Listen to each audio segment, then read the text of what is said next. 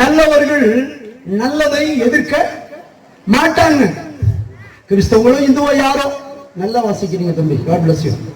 அப்போ கெட்டவங்க தான் என்ன பண்ணுவாங்க, நம்ம போதகர் ஐயா பாஸ்டர் எசேக்கியேல் அவர்கள் தோத்திரம் குடித்து பயங்கரமா இருந்தாங்க, இந்த அளவு மாற்றி இருக்கிறாங்கன்னு ஆச்சரியப்படுறையா. முன் தெரிந்து கொண்டாருங்க. நல்ல தேவனுடைய தாசன் அவர்களை நான் தான் கொண்டு வந்தேன் இங்கே கொண்டு வருவதற்கு என்று ஆண்டவர் சொன்னார். என்ன பேச போறேன்னு தெரியாத ஆண்டவருக்கு தெரியும். அப்போ நீங்க குடிச்சு ஓவரா வரும்போது நல்லதே சொன்னாலும் என்ன பண்ணிருப்பீங்க, எதிர்த்திருப்பீங்க. காரணம் நல்ல மைண்ட் செட்ல இல்ல, நல்ல மனதில் இல்லைங்க. நல்லவங்க ஆனா நல்ல மனநிலையில இல்லைன்னா நல்லதை ஏற்றுக்கொள்ள மாட்டாங்களாம்.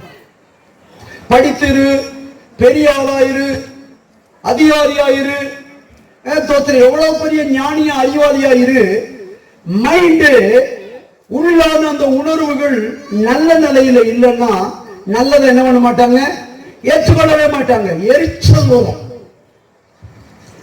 என்ன வாசிச்சோம், இயேசு கிறிஸ்து குமாரன் என்ற இயேசு கிறிஸ்து உங்களை விடுதலையாக்கினால் மெய்யாகவே விடுதலையாவீர்கள். இந்த நாளிலே வந்திருக்கிற எல்லாருடைய கவனத்துக்கு உலகம், வானம் பிளஸ் பூமி, எல்லா ஜீவராசிகளையும் உட்கார்ந்து கொண்டிருக்கிற உங்களையும் என்னையும் உலக ஜனங்களையும் படைத்தது தெய்வம். யாரு? ஆண்டவர் இயேசு. அது என்னங்க இது 2024 2024 ஆண்டுக்கு முன்னதானே எல்லாம் கவனிங்க, இயேசு பிறந்தாரு. அவர் பிறந்து 2024 ஆண்டு தான் ஆகுது. வானத்தை எப்படி படிச்சிருக்க முடியும், பூமி எப்படி படிச்சிருக்க முடியும்? கவனிக்கணும். தேவநாமம் மகிமைப்படுவதாக. ஜனங்களை எப்படி படைச்சிருக்க முடியும் என்ற கேள்வி நியாயமானது தானே. ஆனா அவர் தான் இதெல்லாம் படைச்சாரு. அப்போ 2024 ஆண்டுகளுக்கு முன்னே ஜனங்க இருந்தாங்க, அது எப்படி அவர் படைச்சிருக்க முடியும் என்ற ஒரு கேள்வி நியாயமான கேள்வி இல்லையா? நல்லா கவனிக்கணும். எத்தனையோ ஆயிரம் ஆண்டுகளுக்கு முன்பதாக ஆதாம் ஏவாளை படைத்தவர், எத்தனையோ ஆயிரம் ஆண்டுகளுக்கு முன்பதாக வானத்தை பூமியை படைத்த தெய்வம், அதை படைச்சு கவனிக்கணும். முதல் மனிதனான ஆதாமை மண் எடுத்து உருவாக்கி ஊதி அவனை மனுஷனாய் உருவாக்கி அவன் விலா எலும்பை எடுத்து ஒரு பெண்ணாய் உருவாக்கினது பைபிள்ல மட்டும்தான் இருக்கும், வேற எங்குமே இருக்காது. ஏன்னா இந்த பைபிள் எப்படி வந்ததுன்னு ஒரு செகண்ட் சொல்லிட்டு நான் பண்றேன். மேல இருக்கிற தெய்வம் கொஞ்சம் ஜனங்களை பரிசுத்தமாக்கினாரா. நீ தேவையில்லாத பார்க்காத, தேவையில்லாததை பேசாத, தேவையில்லாததை செய்யாத, மதுபானம் குடிக்காத, வேறொன்றையும் செய்யாத என்று அவர்களை பரிசுத்தமான மனிதர்களாக்கி அவங்களுக்கு அங்கிருந்து மேல விஷன் வெளிப்பாடு கொடுத்தாங்க. இப்ப நான் சொல்றதை நீ எழுது. வானம் உண்டாக கடவுது எழுது, பூமி உண்டாக கடவுது எழுது. மனுஷனுக்கு இது தெரியுமா? இங்க இருக்கிற ஐயா கேள்வி கீபோர்டு போடுறது உங்க பேர் அதோ அருமையா வாசிக்கிறீங்க. Okay, god bless you. Kirubakaran brother, நாளைக்கு என்ன நடக்க போகுது சொல்லுங்க, தெரியுமா? தெரியாது. அப்போ நாளைக்குள்ளதை பார்க்கவே முடியாதுங்க. தோத்திரம் தெய்வம் ஒருவர் தான். அப்போ வானம் உண்டாங்குனது, பூமி உண்டாங்குனது, இப்போ கொரோனா வந்தது, இதெல்லாம் பைபிள்ல இருக்குது. எப்படி என்றால் வானத்தை பூமியை படைச்ச தெய்வம் ஒரு குறிப்பிட்ட ஜனங்களை பரிசுத்தமாக்கி அவங்களுக்கு விஷன் வெளிப்பாடு கொடுத்த போது அதை அவங்க எழுதிக்கிட்டே இருந்தாங்க. ஆனா என்ன எழுதுறாங்கன்னு அவங்களுக்கு தெரியாது. எழுதி எழுதி எழுதி வச்சாங்க. அதுதாங்க பைபிள். இன்னைக்கு நடந்ததும் நடக்க போகிறதுமான எல்லா ரகசியம் மனுஷன் உண்டாக்குனதால. மீதி எல்லாம் மனுஷன் எழுது. பொடி பட்டாசலுக்கு அப்படி ஞானம் வரும், சுருட்டு பிடிச்சா ஞானம் வரும், சாராயம் குடிச்சா ஞானம் வரும். அப்படி இது எழுதுனது இல்லை. தி ஹோலி பைபிள், பரிசுத்த வேதாகமம். அப்படின்னா என்ன விளக்கம்? மனுஷனுடைய மூளை, அறிவு, ஞானம், கல்வி சேராத ஒரு புத்தகம். இத தெய்வம் எப்படி எழுதினாரு? தோத்திர இப்போ கிருபாகரம் பிரதர் ஒரு ஒரு என்ன இல்ல குடிகாரு ஏதோ ஒண்ணு. நீங்க நம்ம தலையில வாசிக்கிறவரு கொஞ்சம் கதைக்குப்பா, நீங்க நல்லா வாசிங்க. நீங்க ஒரு திருடரு, நீங்க ஒரு ரொம்ப மோசமானவரு. இப்ப நான் தெய்வம் என்ன தெரியல பண்றேன், உங்களை பரிசுத்தமாக்குறேன், உங்களுக்கு தரிசனமாக்குறேன். நான் தான் தெய்வம். நீ அதை செய்யாத, இதை செய்யாத, இதை செய்யாத. தெய்வம் என்னோடு பேசினாரு. நான் சொல்றதை ரிப்பீட் பண்ண போறேன். தெய்வம் என்னோடு பேசினாரு. நான் இனிமே பரிசுத்தமா இருப்பேன். இனிமேல் நான் பரிசுத்தமா இருப்பேன். அவர் ஏதோ ஒண்ணு சொல்ல போறாரு. அதை நான் எழுதணுமா? எனக்கு தெரியல, ஆனா நான் எழுத ரெடியாகிறேன். பைபிள்ல எழுதப்பட்டிருக்கிறது பரிசுத்த மனிதர்கள் பரிசுத்த ஆவியினாலே ஏவப்பட்டு பேசுறதுதான் பைபிள். யாரோ ஒருத்தர் கிறிஸ்தவன் இல்லைங்க. அப்ப அப்படி வந்த பைபிள்ல கவனிக்கணும், எழுதப்பட்டிருக்கிறது உலகம் உண்டாக்குனார் இல்லையா பல ஆயிரம் ஆண்டுகளுக்கு முன்ன. அப்பவே அவருடைய தூதர்கள் மேல ஏஞ்சல் சொல்றோம் பாருங்க, ஏராளமான தூதர்களை பூமியின் எல்லா பகுதிகளுக்கும் அனுப்பினாருங்க. ஒருத்தன் தமிழ்நாட்டுக்கு வந்தான், இன்னொரு தூதன் எங்க போனா தோத்திரம் திருநெல்வேலிக்கு போனான், அடுத்து நம்ம எந்த இடத்துக்கு தோத்திரம் ஐயா ஊர்ல சொல்லுங்க நாகப்பட்டினத்துக்கு வந்தான். அது மட்டும் இல்லாம ஒருத்தன் வெளிநாட்டுக்கு போனான். வெவ்வேறு இடத்துக்கு போய் கவனிக்கணுங்க. அந்த தூதனை ஆண்டவர் ஏன் அனுப்பினார் தெரியுங்களா?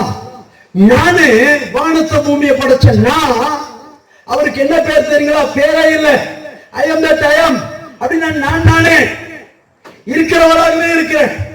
நான் சொல்றேன், போயிட்டு கீழே அங்கங்க இருக்கிற யாரெல்லாம் பக்தியா வேற மாதிரி இருக்காங்களோ, ஞானிகளோ அறிவாளிகளோ இருக்கிறாங்களோ அவங்களுக்கெல்லாம் போய் சொல்லு என்ன என்றால், நான் பூமியில மனுஷனா பிறக்க போறேன். மனுஷனா பிறந்து ரத்தம் சிந்தி எல்லா ஜனங்களுக்காக நான் உயிரை கொடுத்து திரும்ப வர போறேன்னு வானத்தை படைக்கும் போதே தூதர்களை அனுப்பிட்டாரு. ஒவ்வொருவரும் ஒவ்வொரு இடத்துல போய் அவங்க பாஷையில சொன்னது நிறைவேறின வருஷம் தான் 2024 ஆண்டுகளுக்கு முன்ன இயேசு மனித அவதாரத்துல பிறந்தாரே இல்லாம பிறந்தவர் திடீர்னு அப்ப வந்தவர் இல்லை. அப்ப வந்தவர்னா பைத்தியக்காரங்களோட நம்ப மாட்டான். அதுக்கு முன்னாடி ஜனங்க இருந்தாங்க. அப்போ ஜனங்களை எல்லாம் படைத்தவர் குறித்த காலத்தை செலக்ட் பண்ணி தூதர்கள் சொன்னாங்க வந்தவங்கள ஒருத்தர், அவருக்கு இயேசுன்னு பெயரிடு. இப்ப பறக்க போறது திருமணம் ஆகாத கன்னி பெண்ணின் வைத்தியன்.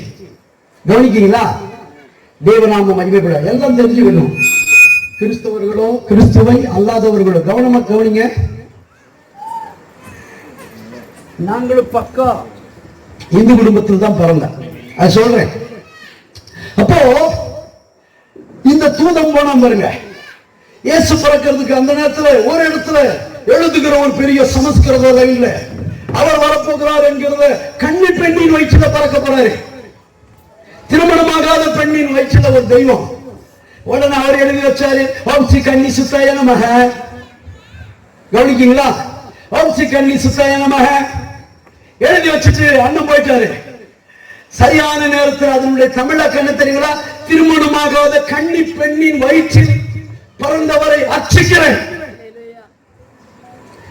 தெய்வநாமம் மகிமைப்படுவதால் இன்னொரு தூதர் எழுதி வச்சுட்டு போறோம், அவருக்கு இயேசு பெயர் வைங்க பறக்கிறவருக்கு.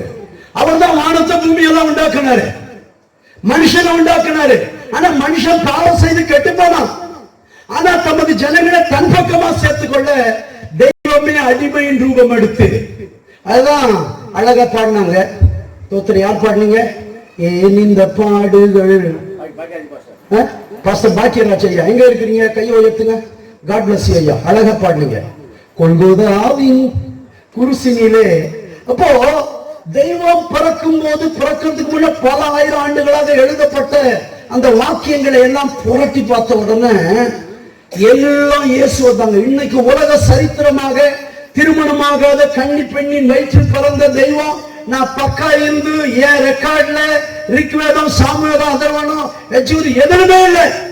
Only one Bible. அப்ப இந்த பைபிள் எப்படி வந்ததுன்னா பொடி போட்டு சிகரெட் போட்டு அப்படி வந்தது இல்லை. அப்படி வந்தது இல்லை. அப்படி வந்தா என் திறமைகளை தான் எழுதி வைப்பேன். தோத்திரங்கள் எழுதி பரிசுத்தமாக்குனால யார் தெரியுங்களா? கவனிக்கணும். சிலர் ஸ்கூல் பக்கமே போகாதவங்க, ஸ்கூல் பக்கமே போகாத படிப்பறிவு இல்லாதவங்க எப்படிங்க பண்ணுவாங்க? அவங்களுக்கு சொன்னதை எல்லாம் அவங்க அப்படியே கவனிச்சு கவனிச்சு இன்னொருவருக்கு சொல்லி கவனிக்கணுங்க. மீன் பிடிக்கிறவங்களுக்கு ஏதோ ஓரளவுக்கு இருப்பாங்க. அதுக்காக வானத்தை பூமி ஆராய்ச்சி பண்றவங்க ஞானம் இருக்குமாயா? ஆடு மேய்க்கிறவங்க ஏன் தெய்வம் இப்படி செலக்ட் பண்ணாரு தெரியுங்களா? நான் சொல்றது கவனிங்க. இயேசுதா அவர் பூமியில பிறக்க போறது அறிவிக்க ஏன் இப்படி ஒன்று மரியாதைகளை செலக்ட் பண்ணார் தெரியுமா? உன் ஞானத்தை நீ எழுதி வைக்க கூடாது. அல்லேலூயா. உன் ஞானத்தை எழுதி வைக்க கூடாது. நான் சொல்றதுதான். அன்றைக்கு என்ன எழுதினாரோ அது எந்த மதமானாலும் ரிக்கு வேதம் அதுலெல்லாம் பாருங்க, ரத்த சிந்துதல் இல்லாமல் பாவம், இந்து வேதம் பாவ மன்னிப்பு இல்லை. ஒரு ஞானி தூதன் சொன்னதை கேட்டு அவர் எழுதினாரு. என்ன எழுதினார் தெரியுங்க? கட்டுண்ட கல்வான் தானோ கட்டினை விட்டுக் கொள்ளான், விட்ட வேதனையத்திற்கு விடுவிப்பான் ஒருவன் வேண்டும். அட்டமா சித்திகளை காலறியினால் அறியலாகும், தட்டல பாசத்திற்கு தற்பர குரு வேணும். இதை அப்படியே சாதாரணமா படிச்சுக்கிறோம். அப்படின்னு என்ன? எந்த மனுஷன் கட்டப்பட்டிருந்தாலும் அவன் தன்னை விடுவிக்கவே முடியாது. விடுவிக்கணும்னா மேல இருந்து ஒரு குரு இறங்கி வரணும். மேல இருந்து யாருங்க வந்தது? இது எது? வேற காரியத்தில் எழுதப்பட்டது. வேதத்தில் எழுதப்பட்டிருக்கிறது, பாவிகளை ரட்சிக்க கிறிஸ்து இயேசு உலகத்தில் வந்தார். ஒப்பிட்டு பார்க்க வேற யாரும் இல்லைங்க. ஒப்பிட்டு பார்க்க வேற யாரும் இல்லையே. தேவநாமம் மகிமைப்படுவதாக. தோத்துறோம். உடனே இன்னொருவருக்கு எழுதினார். என்ன தெரியுமா? ஒரு தேவதூதன் சொன்னான். அவரு பூமியில வந்த உடனே தெய்வம் 5 காயங்கள் பட்டு மறைப்பார். எத்தனை காயம் பிரதர்?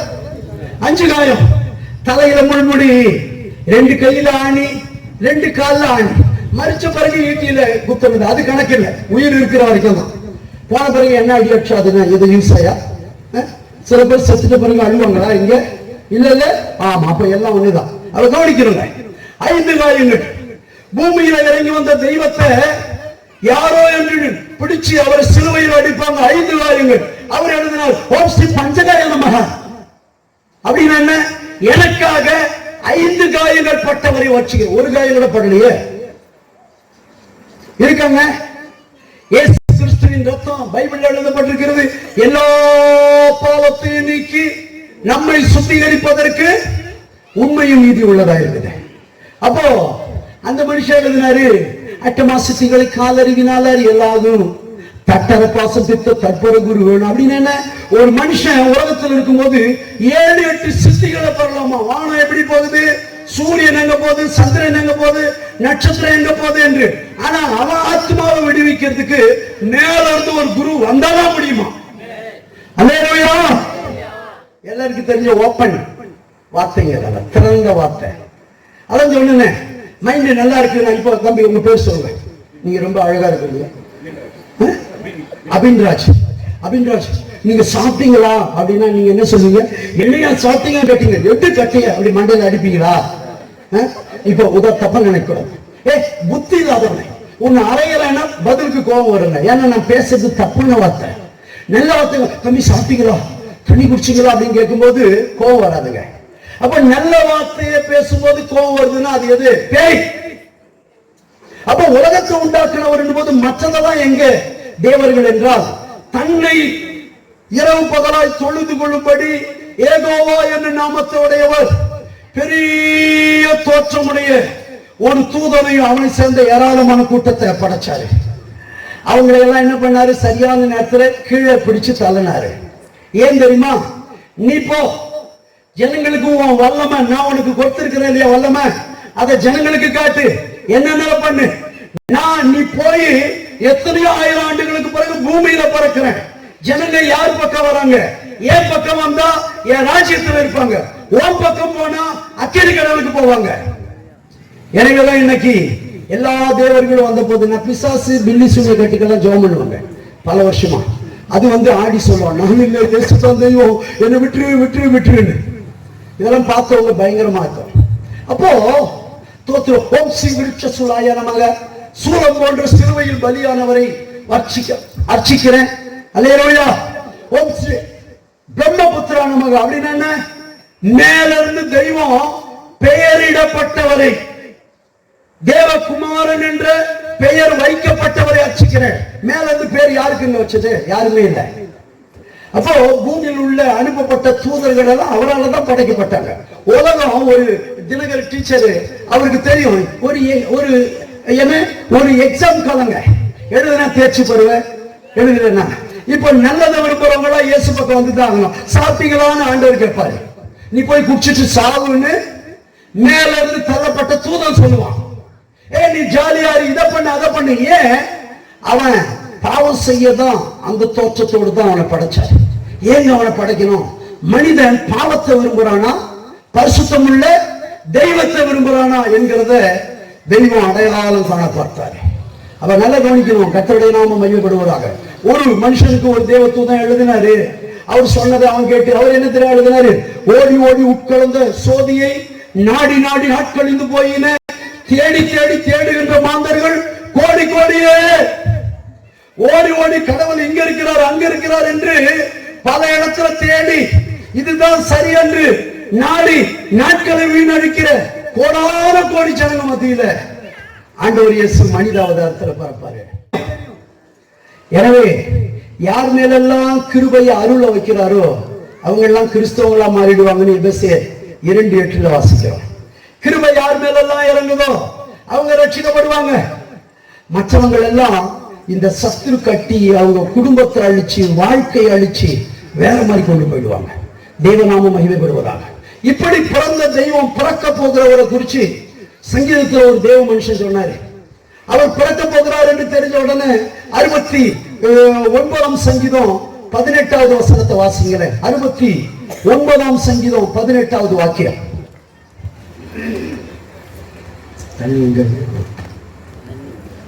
நீ என் ஆத்துமாவினிடத்தில் வந்து அதை விடுதலை பண்ணும், என் சத்துருக்கு நீர் என் ஆத்துமாவினிடத்தில் வந்து அதை விடுதலை பண்ணும். கவனிக்கணுங்க, அவர் பூமியில பிறக்க போகிறதற்கு நல்ல கவனிக்கணும். சில எத்தனையோ நூற்றாண்டுகளுக்கு முன்னே அவர் வரப்போகிறத அந்த தேவ மனுஷன் அவனுக்கு அறிவிக்கப்பட்ட போது அவர் சொல்றாரு, நீர் எங்க வீட்டுக்கு வந்து இதை பண்ணுங்க அதை பண்ணுங்க இப்படி எல்லாம் சொல்லல. நீங்க எங்க வாரீங்கன்னு கேட்டா உள்ள இருக்கிற ஆத்துமா இருக்குது பாருங்க. மனுஷனை ஆதாம படைக்கும் போது, நான் திரும்ப வரேன், ஆதாம படைக்கும் போது உள்ள ஆத்மாவை படைச்சாராங்க. அந்த ஆத்மா என்ன மாதிரியே இருக்கும். இப்ப நான் மறிச்சுட்டேன்னு வைங்க, கொண்டு போய் அடக்கம் பண்ணிட்டு வந்துருவோயா அப்படின்னு சொல்லுவீங்க. அடக்கம் பண்ணிட்டாலும் என் ஆத்மாவுக்கு அழிவு கிடையாது.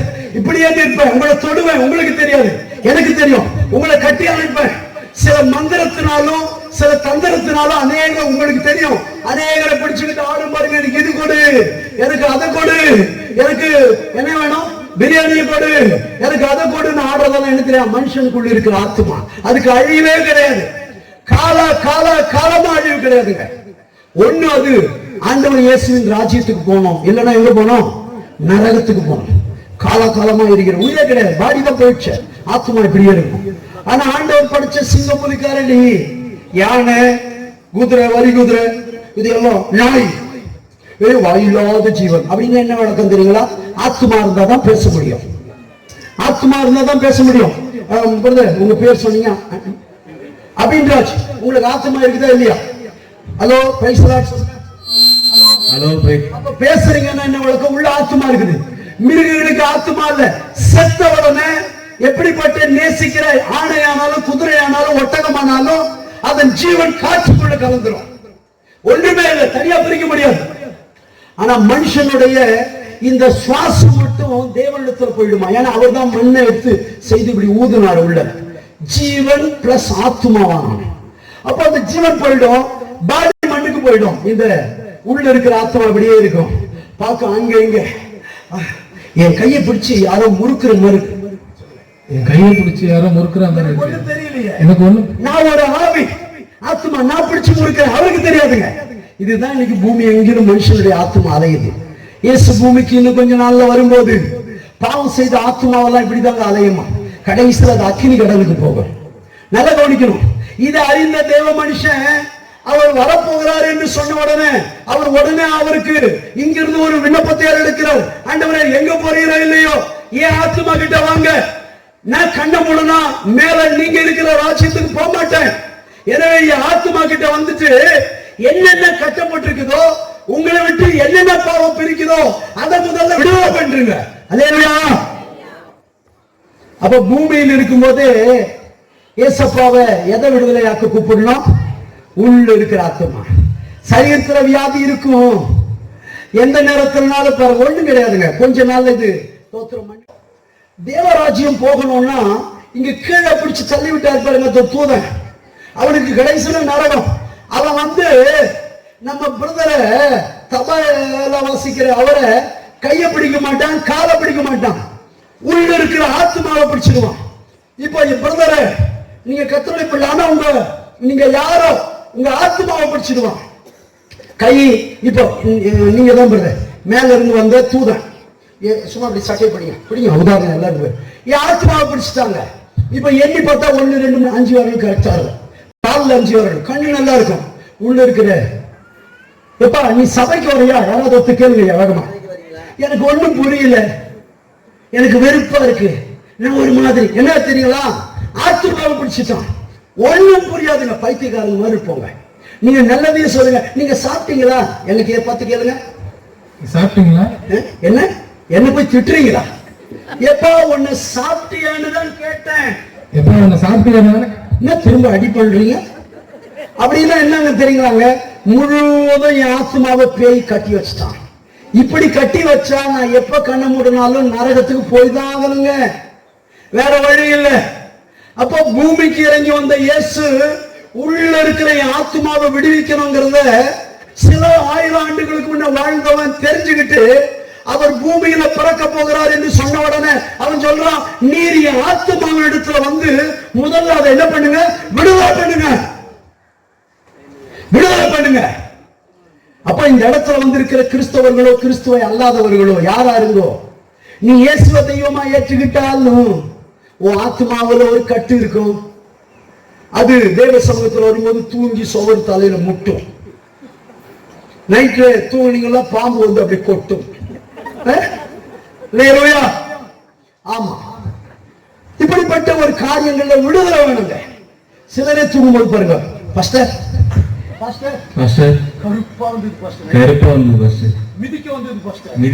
அப்படின்னா என்ன வழக்கம் தெரியுங்களா, உள்ள இருக்கிற ஆத்மா கட்டப்பட்டிருக்கிறதுனால எந்த பேயும் சாதாரணமா வருங்க. வந்துட்டு நீங்க தப்பா நினைக்காது, நீங்க இப்போ ஒரு பேய் நடிக்க பாருங்க, எனக்குள்ள வந்துட்டு குடிடா, இயேசு உன்னை நேசிக்கிறார், இயேசு உன்னை நேசிக்கிறார். ஒண்ணு புரியல, என்னது நேசிக்கிறாரா? இயேசு உன்னை நேசிக்கிறார். அப்படின்னா என்னது, சாப்பிடணுமா? பேய் கட்டிட்டாங்க, இது மட்டும் ஏறாதுங்கோ. ஆனா இப்ப ஆவி பேசுது, மேல இருந்தே வந்தது, குடிடா, குடிடா, குடிக்கிற சாமி, குடிக்கிற சாமி, உனக்கு படைக்கிற சாமி, குடிக்கிற சாமி, உனக்கு படைக்கிற சாமி, குடிச்சு துடிக்கிற சாமி. அவனை போய் அடிடா. அவனை எப்படி பாக்குறாங்க, அவனை போய் அடிச்சு அவனோட சமாதானமாயிரு, நான் இயேசு பேசுறேன், அவனோட சமாதானமாக. எனக்கு சண்டை தான் பிடிக்கும். இதுக்கெல்லாம் காரணம் என்னன்னா, உள்ள இருக்கிற ஆத்மா கட்டப்பட்டிருக்கிறேன். உள்ள இருக்கிற ஆத்மா கட்டப்பட்ட எந்த மனுஷன் விசுவாசியாவே இரு, நீ வீட்டுக்கு போனா உனக்கு கோபம் வருது, எரிச்சல் வருது, கெட்ட வார்த்தை வருது, தேவையில்லாத பாக்குறேன்னா என்ன வழக்கம் தெரியுமா, உள்ள இருக்கிற ஆத்மா வந்து உணர்கிற ஒரு உணர்வு, பேசுகிற ஒரு நிலை, அப்படி உணர்கிற உணர்வு, அந்த உணர்வுல போய் கைய வச்சிருவான். இப்போ ஐயா என்ன பாக்குற பார்வையே சரியில்லையே, பாருங்க ஐயோ அவர் தேவ மனுஷங்க, சொல்லுங்க ஐயோ தேவ மனுஷன், எனக்கு என்ன ஒரு மாதிரி அவரை போய் பிடிச்சி இழுக்கணும் அடிக்கணும் போல தெரியுது. அப்படின்னு என்ன வழக்கம் தெரியுங்களா, என் ஆத்மாவில பேய் வந்துட்டான். இப்ப நான் இங்க இருந்து பாட்டு பாடுவேன், இறங்கிட்டா வேணான்னு சண்டை போடுவேன். கிறிஸ்தவனாயிரு யாராயிரு. அப்ப யார் கிறிஸ்தவங்க என்று கேட்டா, பூமியில 2024 ஆண்டுகளுக்கு முன்னே பூமியில பிறந்தார் பாருங்க, இவர் தான் தெய்வம் என்று யார் விசுவாசிக்கிறானோ அவனுக்கு பேர் தான் கிறிஸ்தவன். கிறிஸ்தவனுக்கு இயேசு பூமியில வரல, கிறிஸ்து பிளஸ் அவன், கிறிஸ்துவை உடையவன், அவன் தான் கிறிஸ்தவன். ஊழியம் செய்யும் போதுதான் கிறிஸ்தவர்கள் என்ற பேர் வந்ததான். கவனிங்க, அப்ப எவ்வளவுதான் ஆராதனை பண்ணாலும் உள்ள இருக்கிற பேய் உள்ள போகாது. கரெக்டா சொன்னீங்க, இருந்துகிட்டே, அனுபவம் இல்ல, ஆமா கவனிக்கணுங்க, உள்ள இருந்துகிட்டே தான் இருக்கும். இவன் ஒரு மாதிரி கெட்ட பழக்கத்தோடையவனோ, மாதிரி கெட்ட பழக்கத்தோடையவனா, டவுட்டா இருக்கு. என் மனைவி மேல டவுட்டா இருக்குது, சண்டை போட போறாங்க, என் மனைவி மேல டவுட்டா இருக்கு, சண்டை வந்துருவா, சாப்பாடு கிடைக்காது போடுங்க சிஸ்டர், உதாரணத்துக்கு கேட்க மனைவி மேல டவுட்டா இருக்கு. அந்த பேராசிரியர் எனக்கு அப்படியா? சரி சொல்லுங்க, சொல்லுங்க, சும்மா பேசு. என் மனைவி மேல டவுட்டா இருக்கு, எனக்கும் கல்யாணமே ஆகல, மனைவி மேல டவுட்டா இருக்கு, என் அப்பா மேல டவுட்டா இருக்குது, என் அப்பா மேல டவுட், என் அம்மா மேல டவுட்டா இருக்குது. இதெல்லாம் காலகாலமா ஓடாதுங்க. அவங்க நல்லவங்களா தான் இருப்பாங்க. அப்படின்னா இதை யார் தெரிஞ்சு பிடிச்சிட்டான். இப்ப எல்லாம் என்ன என் முகம் தெரியுதா உங்களுக்கு? தெரியுது தெரியலையா? தெரியுதுங்க இல்லையா? இப்படி பாக்குறீங்க. அப்படின்னா காலத்துக்கு அந்த சந்தேக பேய் ஆத்மாவை பிடிச்சிருச்சுங்க. குடிவெறி பேய், சிகரெட் அடிக்கிற பேய், திருடுற பேய், ஐயா சொன்ன மாதிரி சீட்டாடுற பேய் விடவே முடியாதுங்க. அதுக்குதான் யோவான் 8:36 எழுதப்பட்டது, மனித அவதாரத்தில் வந்தாருங்க இயேசு, அவர் விடுவிச்சாதான் விடுதலை, அவர் விடுவிச்சாதான் விடுதலை. இப்போ தலைவலிங்க, ஒருவருக்கு பயங்கர தலைவலி, நல்லா கவனிங்க. அந்த தலைவலி நமக்கு ஓவரா வந்துட்டு உடனே என்ன பண்ணுவீங்க பிரதர்? பிஎஸ்எஸ் ஆப்ரேட் பண்ற பிரதர், உங்களுக்கு தலைவலி ஓவரா வந்துட்டு உடனே வேகமா ஓடுறீங்க. இந்த ஊர்ல யாருன்னா கொத்தனார் இருக்கிறாங்களா, கொழுகுல ஓடி மண்டையில் அடிங்க, சரியாயிடும். அப்படி ஓடுவீங்களா இல்ல டாக்டரை பார்த்து போவீங்களா? டாக்டர் கிட்ட போனா அவர் ஊசி போடுறாரு, கடையில போய் 2 ரூபா கொடுத்து ஒரு ஊசி வாங்குங்க, நீங்க குத்துங்க, போயிடுதா? போயிட்டு வந்தாங்க தலைவலி. அப்ப உடம்பு சரியில்லைன்னா யாருங்க ஊசி போடணும்? டாக்டர் தான். இந்த கட்டுகளை எல்லாம் அறுக்கிறதுக்கு ஒரே ஒரு ஆள் தான் இருக்கிறார், ஆண்டவர் இயேசுவை தவிர வேற யாருமே இல்லை. எங்க போன அதான் சொன்னாரு, ஓடி ஓடி உட்கார்ந்த சோதிய நாடி நாடி நாட்கழிந்து போயின, தேடி தேடி தேடுகின்ற மாந்தர்கள் கோடி கோடி.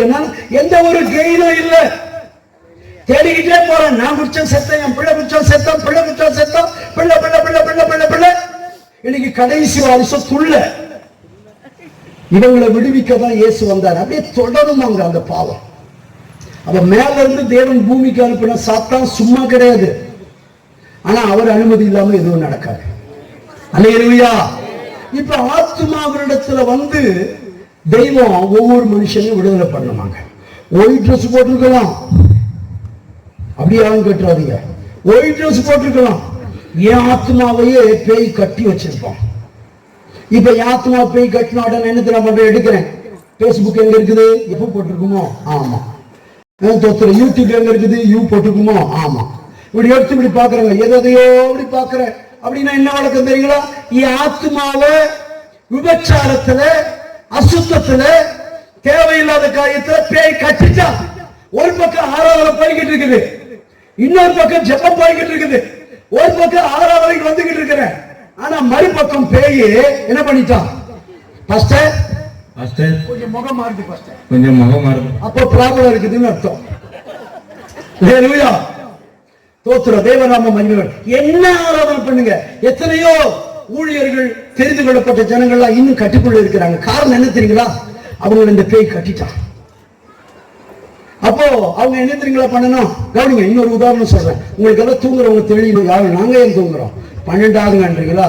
அப்ப 11:45 முடிக்கலாமா? 12க்கு தான் தூங்குறேன்றீங்க, 11:45 முடிச்சிடுவோமா?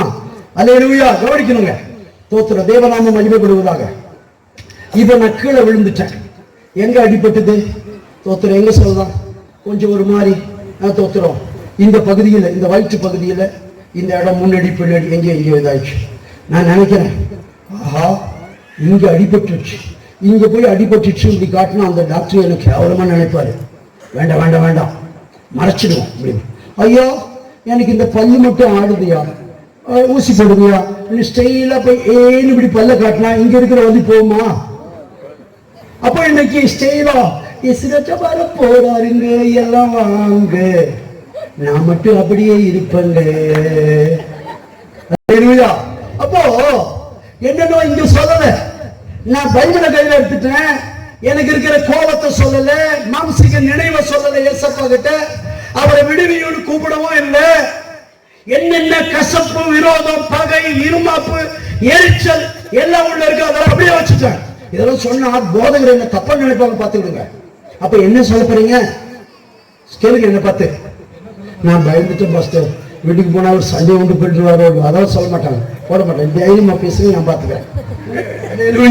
இப்ப பாருங்க, இதெல்லாம் சொன்னா போதகர் தப்பா நினைப்பாரோ?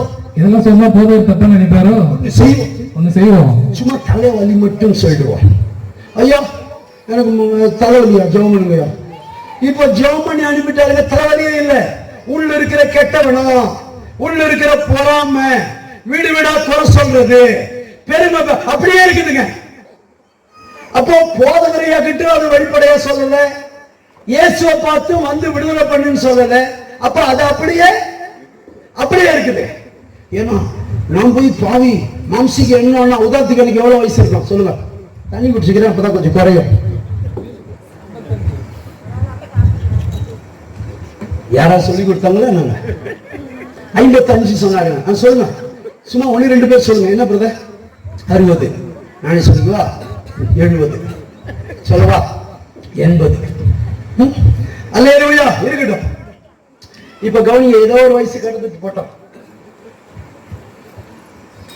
இப்போ நான் 60 வயசு வச்சுக்கோங்க, 60 ஒரு குறிப்பிட்ட இந்த போதகரையை எழுந்து நிக்காக இவங்க கிட்ட போய், ஐயா அந்த பொண்ணு மேல எனக்கு யோசனையா இருக்குதுயா, இந்த அம்மா பிடிக்குதியான கேவலமா சொல்லிடுவாரு, என்னால மறக்கவே முடியல.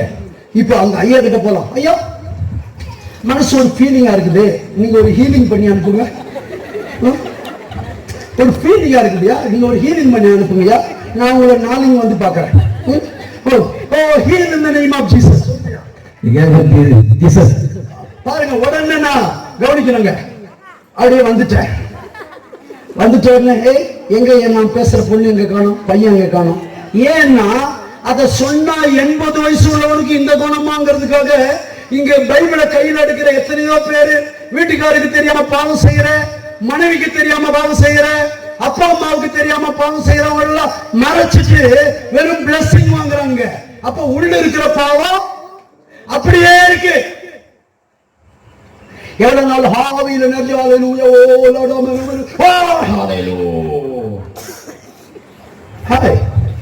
நீ எவரியோ நான் இவரியோ, நீ எவரியோ நான் இவரியோ, அவரியும் 2 பிரிவா பிரிச்சாச்சு. இப்ப கவனிக்கணுங்க. அடப்பாவி மனுஷன் நீங்க பக்கத்துல இருக்கிறீங்க, அதுக்கு தைரியமா பேசுங்க, நான் ஒன்னும் தப்பா நினைக்க மாட்டேன். உங்களை விட 15 வயசு சின்னவர் இருந்தாங்க. என்ன சொல்லுங்க, அடப்பாவி மனுஷன், அடப்பாவி மனுஷனே ஆசீர்வாதம் வாங்கிட்டு போனாரு, ஆசீர்வாதம் வாங்கிட்டு போன திருட மாதிரி நினைக்கானே, திருட மாதிரி நேரே கூட்டு கேட்டுருவோம். ஏன்பா இப்படி இருக்க, ஏன் இப்படி இருக்க, இப்பதானே போதகரையா ஜெபம் பண்ணாங்க, இப்பதானே பாஸ்டர் ஜெபம் பண்ணு. ஐயா இத சொல்லலையா நீங்க? இந்த பாவத்தை நீ சொல்லலையா? சொல்லலையா? ரெண்டாவது என்ன மதிக்க மாட்டாரியா, பாட்டி கூட மாட்டாரியா, நான் மறைச்சிட்டேயா, ஆசீர்வாதம் மட்டும் வாங்கி. அப்ப எவ்வளவு ஆசீர்வாதம் வாங்கினாலும் ஆத்மாவில் இருக்கிற நிலைய சொல்லலைன்னா அது எப்படிங்க இருக்கும்? ஆத்மா அப்படியே சோத்துமா மாதிரி இருக்கும்.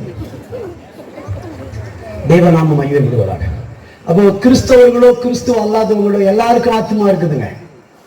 நீ வாழ்ற வாழ்க்கையின் முடிவு உன் ஆத்மா நரகத்துக்கு போகுமா பரலோகம் போகுமான்னு நீ தான் செக் பண்ணணும். இயேசு உன்ன பூமியில் இருக்கும் போதே உன் ஆத்மாவை விடுவிச்சா, உன் ஆத்மா கண்ண உடனா ஆண்டவர் இருக்கிற இடத்துக்கு போய்தான். இப்ப பேய் வரும், ஏசப்பா என் ஆத்மாவை விடுவிச்சுங்கிற நன்றி, ஏசப்பா என் ஆத்மாவுக்கு நன்றி. இப்ப பாரு, நான் பேய்ங்க, இப்ப நான் கும்புன்னு பாக்குறேன், கொம்பு பல்லெல்லாம் இருக்குன்னு பாக்காதீங்க. உதாரணத்துக்கு பேய், இப்ப நான் அவரை பிடிச்சு நரகத்துக்கு கொண்டு போற மாதிரி இப்படி பொருளை கட்சிக்கிட்டு வந்த உடனே இப்படி பார்த்தா உள்ள இருக்கிற ஆத்மாவுல நெருப்பு எரியுதுங்க. என்ன நெருப்பு எரியுது? பார்த்தா அவருடைய எல்லா பாவங்களையும் இயேசு விடுவிச்சிட்டு இருக்கிறார். இப்படி கிட்ட போறேன், நான் பின்னாடி வரேன், விழுந்துட போறேன், பார்த்து கிட்ட வந்தா சொல்லுங்க. எப்படி பாக்குறேங்க? பக்கத்துல வரேன், என்ன எப்பவுமே தப்பா தானே சொல்லுவீங்க ஐயா, அதுல மாத்திடலாம். தோத்தர் இங்க இருக்கிற போதகர் உதாரணத்துக்கு தப்பா நினைக்க மாட்டாங்க. நான் பரிசுத்தமில்லால் சொல்லுங்கய்யா, என்கிட்ட வராதீங்க, தப்பா நினைக்காதீங்க. பரிசுத்தமில்லால பாரு எவ்வளவு உலக ஆசை இருக்குது, பாட்டுன்னு இப்படி பிடிக்கிறேங்க.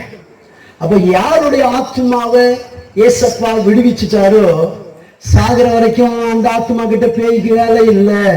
வருவான், அதை பண்ணுவான், இதை பண்ணுவான். ஆனா ஆத்மாவை மட்டும் என்ன பண்ண முடியாது, கெடுக்கவே முடியாதுங்க. வேதத்துல இயேசு சொன்னாரு, பாதி கிறிஸ்தவங்க பரலோகத்துக்கு போக மாட்டாங்க. காரணம் என்ன? 5 கன்னிகை அவுட்டுங்க, முழு கிறிஸ்தவம் 10 கன்னிகை, பாதி அவுட்டு. என்ன இந்த பாதி? தனக்குள்ள மறைஞ்சு இருக்கிறத வெளிப்படையா பேசி ஏசப்பாவை கூப்பிட்டு விடுதலையை கேட்கிற ஜனம் இல்ல.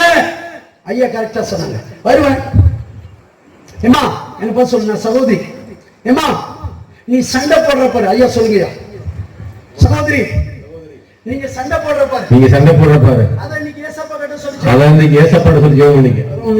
ஹalleluya இயேசு கிறிஸ்துவின் அன்பு எனக்குள்ள இருக்குது, இப்படி பாடுறேன்.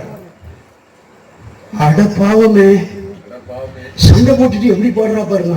அன்பு, இயேசுவின் அன்பு, இதை நீ நம்பு. அட பாவி, இப்படி சண்டை போட்டுட்டு ஏமா சொல்ல சொல்லுங்கய்யா. ஐயோ, எல்லாரும் எதிர்ல ஒரு மாதிரிக்கு சீப் பண்ண நினைப்பாங்கய்யா. என் அந்தஸ்து என்ன, கௌரவம் என்ன, மானம் என்ன, ஈனம் என்ன, எல்லாம் போனோம்னு நினைக்கிறீங்களா என்ன? அதெல்லாம் எனக்கு வேணும். அதனால நான் போய் பாட்டு பாட போறேன். நீதிமான் நான், நீதிமான் நான். மீட்டிங் நடக்கிற இடத்துல மட்டும் நீதிமான் நான், சர்ச்சிலும் நீதிமான் நான். வெளியே எங்கேயாவது பார்த்துட்டீங்கன்னு வைங்க வேற மாதிரி. அப்போ நான் இப்படி நடிச்சு நடிச்சு பாட்டு பாடிட்டேன், ஆராதனை பண்ணிட்டேன், ஆராதனைக்கு வந்துட்டேன், ஊழியத்துல கலந்துகிட்டேன். இயேசு வரும்போது நான் கைவிடப்பட்டு போறேன். காரணம், பாடினேன், ஜெபம் பண்ணேன், தீர்க்கதரிசனம் சொன்னேன், ஊழியம் செய்தேன்.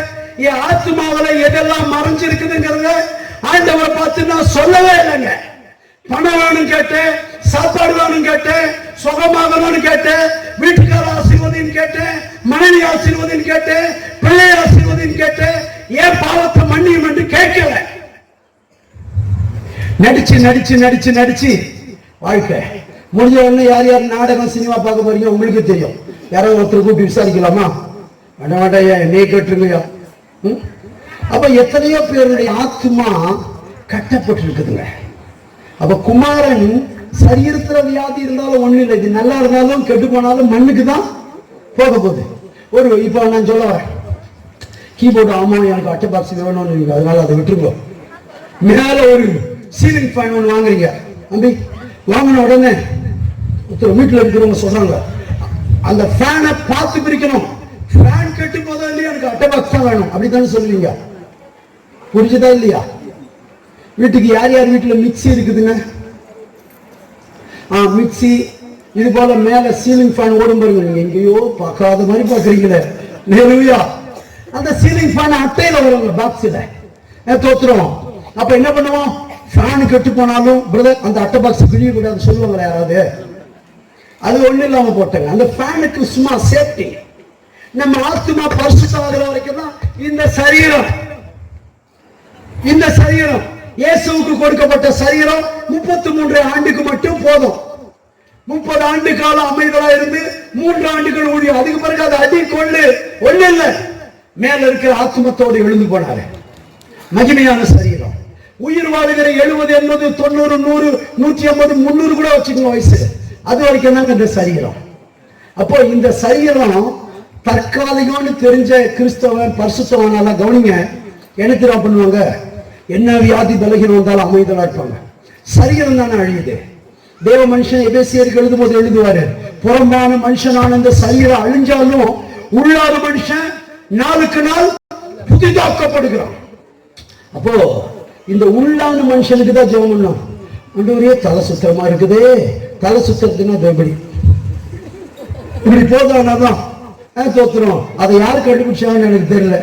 சரி அப்படியே கவனிக்கணுங்க. தோத்திர கர்த்தருடைய நாமம் மகிமைப்படும். ஏதோ ஒண்ணு சொல்லி, ஐயோ அந்த கை வலிக்குதையோ கை வலிக்குதையோ. அம்மா அம்மா எப்போது கை வலி கை வலின்னு வரீங்க? எப்போதும் கை வலி கை வலின்னு வரீங்க? ஆத்மாவுல எதுவும் பிரச்சனை இல்லையா? ஆத்மாவுல எதுவும் பிரச்சனை இல்லை அப்படின்னா என்னது மகனே? ஆத்மா ஒண்ணு இருக்குது, அப்ப நீ மிருகம். அப்படின்னா நீ மிருகங்க. மிருகத்துக்கு ஆத்மா கிடையாது. ஏதோ நாய், நாய் எடுத்துக்கோ, எல்லா இடங்களும் அதுதான் இருக்கு. டாக் நாயின்னு சொல்றதுக்கே வாய் கூச்சமாகுது. ஏன்னா அதை சொல்றோமோ இல்லையோ சொல்லுங்க, அது பேரை எடுத்து நம்ம பேசிக்கிறோம். அப்ப அதை சொல்றதுக்கே வாய் எப்படி இருக்குது? கூச்சமா இருக்குது. இப்ப நாய் தோத்துறோம் வந்து என்ன பண்ணும்? ஏதாவது கொஞ்சம் இருந்தா எனக்கு சாப்பாடு போடுங்க அப்படின்னு வாலாட்டி அப்படி நிக்குமா? என்ன ஜெபம் பண்ணி அனுப்பி விடுமா? சொல்லுங்க, சாப்பாடு. அப்போ 92ஆம் சங்கீதத்துல வரும், மனிதர்கள் அநேகர் மிருக குணம் உள்ளவங்க அப்படின்னா என்ன வழக்கம்? நாயை எடுத்துக்கோமே. அப்ப அநேகர் என்ன தெரியுமா? ஐயா என்ன ஆசீர்வாதம் பண்ணி அனுப்புங்கயா, என் ஆத்மா எக்கேடு கட்டி போனா என்ன, நான் எப்படி இருந்தா என்ன, என் மேலான காரியத்தை மட்டும் நீங்க பாத்துங்க. இங்க வந்திருக்கிற யார் யாரெல்லாம் மேலான காரியத்துக்கு சபைக்கு வரீங்களோ, உங்க சரீரம் நல்லா இருக்கணும்னு விரும்புறீங்க. சரீரம் நல்லா இருந்தா பரலோக ராஜ்யம் போக முடியாது. உள்ள இருக்கிற ஆத்மா யாரா இருங்க விடுவிக்கப்படும். அப்படின்னு என்ன விளக்கம்? நான் விளக்கமா சொல்லல. தோத்திரம் விளக்கமா சொல்ல முடியாது, சொன்னா அதிக நேரம் ஆகும். உங்களுக்கு புரிய வண்ணமா நான் பேசிக்கிட்டு இருக்கேன். இப்பதான் தொடங்கினேன், இதுக்குள்ள மணி 9 தாண்டிட்டு. அல்லேலூயா. கவனிக்கணுங்க. ஒரு கோரஸ் பாடலாம், இல்லைன்னா நான் தூங்கிடுவேன் அப்படிங்கிறாருங்க. சரி, அப்போ கவனிக்கணுங்க. கர்த்தருடைய நாமம் மகிமைப்படுவதாக. இந்த ஆத்மா முதலாவது தோத்திரம் எதிர தெரியுங்களா விடுவிக்கப்படணுமா? நான் கீழே போய் விழுந்த உடனே என் ஆத்மாவில் அடிப்படாது, என் சரீரத்துல தான் அடிப்படும். ஊசி மாத்திரை மருந்து ஊற்றி அதை சரி பண்ணிக்கலாம். ஆனா எப்ப பாவம் செய்யறனோ அப்போ உள்ள இருக்கிற ஆத்மா என்ன ஆகுது தெரியுமா? காயப்படுது. காயப்படுது. உள்ள இருக்கிற ஆத்மா என்ன செய்யுது? காயப்படுது. காயம் வளர்ந்து வளர்ந்து ரொம்ப பெருசாட்சியா கடைசியில் என்ன ஆகும்? ஸ்டெடியா தானே நிற்பேன். நீங்க உள்ள எனக்கு இந்த இடுப்பு பகுதியில ப்ராப்ளம், இல்ல ஆற்று பகுதியில ப்ராப்ளம், வயிற்று ஏதோ ஒரு இடத்துல ப்ராப்ளம், ரொம்ப ஓவர் ஆயிட்டு. இப்படி கொஞ்சமா இருக்கும்போது இப்படி நடந்தேன். ரொம்ப ஓவர் ஆயிட்டோம், லெப்ட் ரைட் லெப்ட் இப்படியா நடப்பேன். ஓவர் ஆயிடுச்சுங்க. ஆத்மாவுக்குள்ள பாவம் செய்யும் போது காயம் வருமாங்க. அது பெருசாயிடுச்சுன்னா ஆத்மா செத்துருமா. இதை அறிஞ்ச ஒரு மனுஷன் 41ஆம் சங்கீதம் 4 சொல்லுவாரு, எல்லா சாப்பாடு வேணும் குழம்பு வேணும் ஜெபம் பண்ற காலத்து அவர் என்ன ஜெபம் பண்ணார் தெரியுங்களா? ஏசப்பா ஆண்டவரே என்ன குணமாக்கும், என் ஆத்மாவை குணமாக்கும். வாசிங்களா ஐயா, என் ஆத்மாவை குணமாக்கும். கீழே அவர் சொல்றாரு, அதுக்கு மேல சொல்றாரு அவரு, நான் உமக்கு விரோதமா பாவம் செய்தேன். வாசிங்க ஐயா 41:4. கர்த்தாவே என்மேல் இரக்கமாயிரும், உமக்கு விரோதமாய் பாவம் செய்தேன், என் ஆத்மாவை குணமாக்கும் என்று நான் சொன்னேன். கவனிக்கணுங்க. பாவம் செய்துட்ட உடனே ஆத்மாவை குணமாக்கும் சொல்லி சொன்னார். அப்படின்னா என்ன விளக்கம்? ஒவ்வொரு மனுஷனும் பாவம் செய்யும் போது உள்ள இருக்கிற ஆத்மா காயப்படுது. உள்ள இருக்கிற ஆத்மா காயப்படுது. உள்ள இருக்கிற நான் கீழே விழுந்துட்டேன், எனக்கு இங்க அங்க பல இடத்துல அடிப்பட்ட உடனே சத்தம் போட்டு பேசுவேன்னா பேச முடியாம, ஐயோ அம்மா கரெக்டா சொன்னீங்க பாருங்க, அனுபவம் இருக்கும்னு நினைக்கிறேன். சொல்லுங்க. ஐயோ அம்மா வலிக்குத. அப்பாவை ஏன் கூப்பிட மாட்டேன்றீங்க? பிரயோஜனம்ன்றீங்களா? சரி, அது எல்லாருமே தாய்மொழின்றதுனால அம்மா ஐயோ அம்மா. யாராவது ஒருத்தர் பாருங்க ஜுரம் வந்துட்டுதுன்னா அம்மா கிறிஸ்தவங்களே சொல்றாங்க இப்படி ஊன்றதோட ஸ்தோத்திரம் சொல்லுங்களேன் பார்க்கலாம். ஒருத்தரை பார்த்து கேட்டேன், இப்படி சொன்னதான் நல்லா இருக்குது. அப்போ ஐயோ அம்மா என்னால பேச முடியல, ஐயோ அம்மா என்னால பேச முடியல. சரீரத்துல காயம், ஆத்மாவில காயம்னா என்ன தெரியுமா ஆகும்? பிரதர் நீங்க ஒரு பாட்டு பாடுறீங்களா? எனக்கு கேளுங்க. பிரதர் நீங்க பாட்டு ஒண்ணு பாடுறீங்களா? பாட்டு எனக்கு வராதுங்க. ஜெபம் பண்றீங்களா? ஜெபம் பண்றேன். ஒருத்தர் என்ன தோத்திரம் பண்ணி அப்படின்னு அந்த தோத்திரம் வரல, அவ்வளவு பேய் கட்டி வச்சிருந்தாங்க. அப்படின்னா என்ன வழக்கம்? உள்ள ஆத்மாவை பேய் காயமாக்கிட்டான். யார் யாருடைய ஆத்மா? பாவத்தினால, உன் ரகசிய பாவத்தினால, உன் போதையினால, நீ பார்க்கிற டிவியினால, கெட்ட வார்த்தையினால, அடுத்தவங்க மேல கொண்ட எரிச்சல்னால சரீரம் நல்லா இருக்கும், உள்ள இருக்கிற ஆத்மா காயமாயிடும். காயமானா என்ன தெரியுமா? எல்லாம் தோத்தரிப்போம், ஜெபம் பண்ணுவோம். சொல்லுங்க, எழுந்து போயிட்டு போறாங்க. இது உதாரணத்துக்கு. எல்லாரும் கண்கள் மணி தோத்திரம் பண்ணுவோம், தோத்திரம் பண்ணுவோம். எல்லாரும் கண்கள் மணி சோத்திரம் பண்ணுவோம், சோத்திரம் பண்ணுங்க.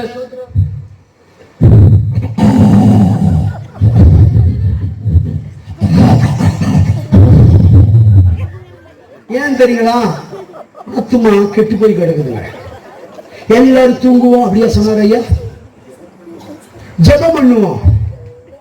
அப்போ உள்ள ஐயோ ஐயா பாரு எப்படி பேசுறாங்க, காது கேக்குது. சரி, அப்ப கவனிக்கணுங்க. உள்ள இருக்கிற ஆத்மா தான் இயேசுவை மகிமைப்படுத்தும். அதை மட்டும் எடுத்துட்டாருன்னு நாம எப்படி தெரியுமா போவோம்? சாப்பாடுன்னு வாயில வரவே வராது,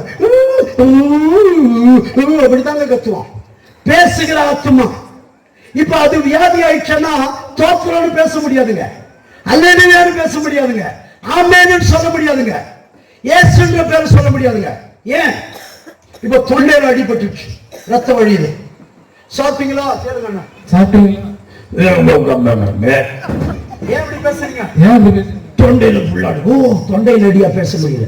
ஆத்மாவில அடினா எல்லா அலையிலையும் சொல்லுங்க. கரங்க உயர்த்துங்க. சொல்லிக்கிட்டு உட்கார்ந்து இருக்கிறீங்கன்னா என்ன வழக்கம்னா ஆத்மாவையே பிஏ இப்ப என்ன பண்ணிட்டான், காயமாக்கிட்டான். சரியா இந்த கால் உடஞ்சு போச்சு. என்ன பண்ணுவோம், உடஞ்சா வேகமா நடந்து ஓடுவோமா? ஒரு ஸ்டெப் எடுத்து வைக்க முடியாது. ஒழுங்கா நடன அடிச்சாலும் என் கால் உடஞ்சு போச்சு. ஆத்மாவுக்கு ஒரு கால் இருக்கு, கவனிக்கீங்களா? ஆத்மாவுக்கு ஒரு கால், அது உடஞ்சா சர்ச்சுக்கே வர மாட்டாங்க, வேலைக்கு போவாங்க. அதெல்லாம் கரெக்ட் பாஸ்டர், நாங்க அப்படிதானே. அப்ப அந்த ஆத்மாவின் கால் உடஞ்சு போச்சோன்னா சர்ச்சுக்கு வர மாட்டாங்க. எங்கனாலும் தெரியுவேன் காக்கா கொடிய மாதிரி சொந்த வேலை. இப்ப கவனிக்கணுங்க, இப்ப என் கால் உடஞ்சு போச்சுங்க, நாளைக்கு வந்துருங்கன்னா இப்படிதான் நடப்பேன். சில நேரங்களில் வர முடியல, ஏன்னா கால் போயிட்டுங்க. ஆத்மாவுக்கு ஒரு கால் இருக்குது இல்ல, அது உடஞ்சு போச்சுன்னு வைங்க. சர்ச்சுக்கு வரலையா நீங்க? சர்ச்சுக்கு வரலையா நீங்க? வேலைக்கு போயிட்டேன். ஏன் சபைக்கு வரல? ஏன் சபைக்கு வரல? முடியல, என்னால வர்றதுக்கு இந்த மனசு இடம் கொடுக்கல. அப்படின்னா என்ன வழக்கம், உள்ள இருக்கிற ஆத்மாவில யாருக்கால கால் உடைஞ்சிட்டோ நாளை மறுநாள் இந்த பக்கம் வர மாட்டீங்க. ஐயா எங்க இங்க இருக்கு ஐயா, ஞாயிற்றுக்கிழமை சபைக்கு வரலையானா யார் யார் வரலையோ அவங்களுக்கெல்லாம் ஆத்மாவில கால் உடைஞ்சு போனவங்க அல்லேலூயா. எப்படி சொல்லுவோம், கால் உடையாதவங்க அல்லேலூயா சொல்லுங்க. அல்லேலூயா. நாங்க சரண்டர் ஆகும் பாஸ்டர், நாங்க நேர்மையானவங்க. நான் கால் உடஞ்சாதுதான், எப்போ வருவோம் போவேன்னு எனக்கு தெரியாது. கர்த்தருடைய நாமம் மகிமைப்படுவதாக. ஒரு நாளைக்கு தம்பி கால் நல்லா இருக்குது, என்ன சொல்றேன் உங்களோட, நான் கவலைப்படக்கூடாது. பல நேரம் நடக்கிறேன், நானு அதிகமா நடக்கலன்னா என்ன அவருக்கான, அவர் கால் உடஞ்சு போச்சுங்க. பல நேரம் சபை ஐயா ஊழியர் சபையில் போய் வந்தவங்களை திடீர்னு காணாம போயிடுவாங்க. அதுக்கு என்ன வழக்கம், கால் உடஞ்சு போச்சு. கையை தட்டி பாடுங்க, கையை உயர்த்துங்க, இப்படி வச்சிருப்பாங்க. என்ன வழக்கம், ஆத்மாவோட கையை உடஞ்சு போச்சுங்க. எல்லாம் கண்ண மூடுங்க, மூட மாட்டாங்க, கண்ணு குருடாயி போச்சு. வாயத்திலிருந்து தோத்திரம் பண்ணுங்க, ஆத்மா ஊமையா போச்சு. அப்ப இதுக்கு என்ன விளக்கம்னு கேட்டா, இப்படி எல்லாம் பேய் உடைச்சு நிறைய பேர் சபையை விட்டு பிரிச்சு வச்சிருக்கிறாங்க, வீட்டுல ஜெபம் பண்ண விடாம வச்சிருக்கிறாங்க. அப்படி எல்லாம் பண்ணலன்னா இங்க இருக்கிறவங்க எப்படிங்க ரட்சிக்கப்படுவாங்க? அப்போ ஆண்டவரை கூப்பிட்டு என்ன தெரியுமா பண்ணணும், என் ஆத்மாவில் இருக்கிற காயத்தை குணமாக்கும். அததான் அந்த தேவ மனுஷன் சொன்னார், என் ஆத்மாவின் காயத்தை குணமாக்கும். தோத்திர கவனிங்க புரியல, உள்ள ஒரு வித்தியாசமான வியாதி இருந்ததுன்னா அது எப்படி தெரியும், முகத்துல தெரியும். எப்படி தெரியும், வியாகோலமா தெரியும். உண்மைதானையா? அப்படி இப்படி இருக்கணும், எப்படிதான் இருப்பான், அப்படிதான் ஏறி சிரிப்பேன் நானு. சிரிக்க வராதுங்க, முகமெல்லாம் தொங்கி வயசான மாதிரி இப்படி இருப்பான். என்ன என்ன தினகர் அப்படித்தானே, அப்படி எப்படி இருப்பேன். உள்ள ஆரோக்கியமா தான் சிலருக்கு முகம் சின்ன வயசுமா இருக்கும், உங்களை மாதிரி. நல்லா கவனிக்கணுங்க, உள்ள நல்லா இருக்குங்க. உள்ள ஆத்மாவுக்கு உடம்பு சரியில்லைன்னு வைங்க, மேல இருக்கிற முகம் விடிவியாக ஓலமா தான் இருக்கும். அவங்களுக்கு யாரு ஆறுதல் சொன்னாலும் ஆறுதல் அடைய மாட்டாங்க, ஜெபம் பண்ணாலும் சரியாக மாட்டாங்க, ஊழியக்க தலையில கையை வச்சாலும் ஒண்ணும் நடக்காது. அப்ப அவங்களுக்கு இருக்கிற ஒரே ட்ரீட்மெண்ட் என்னன்னு கேட்டா, உள்ள ஆத்மாவில எதுல எல்லாம் காயப்பட்டிருக்கிறீங்க, உங்க பேச்சு இல்லையா, இல்ல உங்க நினைவு இல்லையா, அல்லது நீங்க நடந்து கொள்ற முறையிலையா, செய்யற பாவத்திலையா, அது ஒவ்வொன்றையும் விடுவிக்கும்படி முழங்கால் படியிட்டு இயேசுவை கூப்பிடணும். மறைவிடத்துல யாருக்கு தெரியாம நான் இதை செய்துகிட்டு இருக்கிறேன், என்ன மன்னியன்னு சொல்லணுங்க. இல்லைன்னா உங்க ஆத்மா காயம் பெருசாச்சனா நடந்து போய்கிட்டு வந்துகிட்டு இருப்ப, கண்ணை மூடுனா ஒரு நாள் இருளுக்கு போயிடுவேன், பாதாளத்துக்கு மீட்பே இல்லை. ஏராளமான ஊழியர்கள் விசுவாசிகள் எல்லாம் அங்கதான் போயிடுவாங்கன்னு பைபிள்ல இருக்கு. கதவை தட்டினாலும் அப்ப அவங்க எல்லாம் தன்னுடைய மேல் தோற்றத்தையும் குடும்பத்தையும் கவனிங்க. தேவனுக்கு மணி எப்போ மணி ஆகும் பார்த்துக்கிட்டே இருக்கிறீங்களா? முடிச்சா இன்னும் ஒரு 9 நிமிஷம் இருக்கு. தேவநாம மகிமைப்படுவதாக. அப்போ பார்த்துக்கிட்டே இருப்பாங்க. அப்போ கர்த்தருடைய நாமம் மகிமைப்படுவதாக. கர்த்தருடைய பிள்ளைகள் எல்லாம் எதை பார்க்கிறோமோ இல்லையோ, உள்ள இருக்கிற ஆத்மாவை விடுவிக்க தான் மீட்டிங்க்கு வரணும். யார் ரட்சிக்கப்படாத வெளியில இருக்கிற எந்த சகோதரனும் உன் ஆத்மா கட்டப்பட்டிருந்ததுன்னா நீ கூட்டத்துக்கு வந்தாலும் நரகத்துக்கு போய் தான் ஆகணும். ஆத்மாவை தோத்திரம். எசையா 53 எழுதப்பட்டிருக்கிறது, பூமிக்கு பறந்த இயேசு தன் ஆத்மாவை மரணத்துல ஊற்றினார். எதுக்கு? நம்ம ஆத்மாவை விடுவிக்க. அப்ப இயேசுவை யாரை குறிச்சு அடிக்கலங்க, உங்களுடைய என்னுடைய பாவத்துக்காக அவர் மரிக்க வேண்டும் என்று பல ஆயிரம் ஆண்டுகளுக்கு முன்னாடி தோத்திரம். கவனிக்கணும், பல ஆயிரம் ஆண்டுகளுக்கு முன்ன கவனிங்க, அங்க ஒண்ணு இல்லை, என்ன பாருங்க, பல ஆயிரம் ஆண்டுகளுக்கு முன்ன அநேக ஏஞ்சல் அனுப்பி எல்லா இடத்துலும் சொல்ல வச்சுட்டாரு. எனவேதான் தோத்திரம் ரிக்வேதத்தில் இருக்கும், ரத்த சிந்துதல் இல்லாமல் பாவ மன்னிப்பு இல்லை. யார் எப்படி சிந்துவாங்க அது தெரியல. பைபிள் எழுதப்பட்டிருக்கிறது இயேசு கிறிஸ்துவின் ரத்தம் சகல யோவான் 1:7. இப்ப பதில் எல்லாருக்கும் நல்ல முடிவு வச்சிருக்கிறது எங்க கையில் இருக்கிற பரிசுத்த வேதம். இன்னைக்கு வந்திருக்கிற ஒவ்வொருவரும் கிறிஸ்தவர்களோ கிறிஸ்துவை அல்லாதவங்களோ எல்லாருக்கும் ஆத்துமா இருக்குது. இந்த ஆத்துமா விடுவிக்கப்படலைன்னா தோத்திரம் கைவிடப்பட்டு போயிடும். அப்ப முதல்ல ஆத்மாவில் இருக்கிற காயம் என்ன பண்ணணும்? சொஸ்தமாக்க ஜெபம் பண்ணணும், அறிக்கையிடணும். ரெண்டாவது, நான் பாவம் செய்தேன் அப்படி வெளிப்படையை சபை கிட்ட சொல்லணும், தீர்மானம் எடுக்கணும். ரெண்டாவது, நான் அதை தொட மாட்டேன். ரெண்டாவது, இதை நான் செய்ய மாட்டேன். இனி நான் சபைக்கு வருவேன், இனி போதவரோட ஐக்கியமா இருப்பேன், இனி நான் ஒழுங்கா ஜெபம் பண்ணுவேன். இப்படி எல்லாம் தீர்மானம் எடுத்தா உள்ள ஆத்மாவில் இருக்கிற காயம் சுகமாக குடிவெறி தானா மாறிடும், பீடி துண்டு பீடி தானா மாறிடும், எல்லாம் தானா மாறிடும். இன்னைக்கும் ஆண்டவர் பேரை சொல்லிக் கொண்டு நீங்க பாவம் செய்றீங்களா? எவ்வளவு நாள் சபைக்கு வந்தாலும் தப்ப முடியாதுங்க. ஆத்மா அறிவில்லாமல் இருப்பது நல்லதல்ல. ஆத்மா சரியானதை அறிந்து கொள்ளலைன்னா நல்லதே கிடையாது. இன்னைக்கு வந்திருக்கிற எல்லாரும் பிள்ளைகளே, வாலிப பிள்ளைகளே, உங்களுடைய கண்கள், உங்களுடைய நினைவு, உங்களை குறிச்சு வெவ்வேறு விதமான யோசனைகள், இதெல்லாம் உங்களுடைய ஆத்மாவை பாதிக்கும். பல நாள் வாலிப பிள்ளைங்க யாரோ ஒருத்தர், சரி நான் தான் வாலிப பிள்ளை, நான் பாக்குறேன், யாரை மேரேஜ் பண்றது? இந்த கீபோர்டுக்கார மேரேஜ் பண்ணலாமா? அவர் பார்க்கறது பயமா இருக்குது. இந்த தபேலாவை மேரேஜ் பண்ணலாமா? என்னதான் பண்ண முடியும்? தபேலாவை பண்ண முடியாதுன்றீங்களா? உங்களுக்கு தான் அந்த பேரு. என்ன பண்ணலாமா? உங்களையே பார்த்துக்கிட்டு இருக்கிறேன், இங்கேயே பார்த்துக்கிட்டு இருக்கிறேன், எங்கெங்கோ பார்க்கிறேன். இப்ப என்ன தெரியுங்களா ஆகுது? ஆத்மா கொஞ்சம் கொஞ்சமா காயப்பட்ட உடனே கடைசியில் எவ்வளவு ஒரு துன்மார்க்கன் கையில சிக்கிக்கிறேன், வாழ்க்கை தானா அழியுது. ஏன்? ஏற்கனவே தேவையில்லாம அவரை பார்த்து இவரை பார்த்து அங்க பேசி இங்க பேசி, அங்க மெசேஜ் அனுப்பி இங்க மெசேஜ் அனுப்பி, பேஸ்புக் ட்விட்டர் எல்லாம் தர்றோம். இப்ப வாழ்க்கைய புர்ருன்னு மாத்திடுச்சு. இப்ப உருன்னு உட்கார்ந்துகிட்டு இருக்கிறேன், தேவ கோபம் சரணன்னு தலையில இறங்கும். என்ன ஆகும்? அப்ப என்ன தெரியுறாங்க? உண்மையான வாலிப பிள்ளைங்க, ஆண்டவரை உண்மை நம்பி இருக்கிறேன். ஒரு மனுஷன் சொன்னாரு, நான் உமக்காக எதிர்பார்த்திருக்கிறேன், நீர் தான். யாருக்காக நான் எதிர்பார்த்திருப்பேன்? நீர் தான் என் நம்பிக்கை. அப்ப இன்னைக்கு வந்திருக்கிற ஒவ்வொருவரும் உங்களுடைய ஆத்மாவில எந்தெந்த பாவத்தினால கரை படிஞ்சிருக்கிறீங்க? முதல்ல ஆத்மாவின் காயங்கள்ல இருந்து விடுதலையாக்கப்படணும். ரெண்டாவது, மூணாவது கர்த்தருக்கு சித்தமானா நாளைக்கு சொல்றேன். ரெண்டாவது, ஆத்மாவுல ஒரு வழக்கு இருக்குது.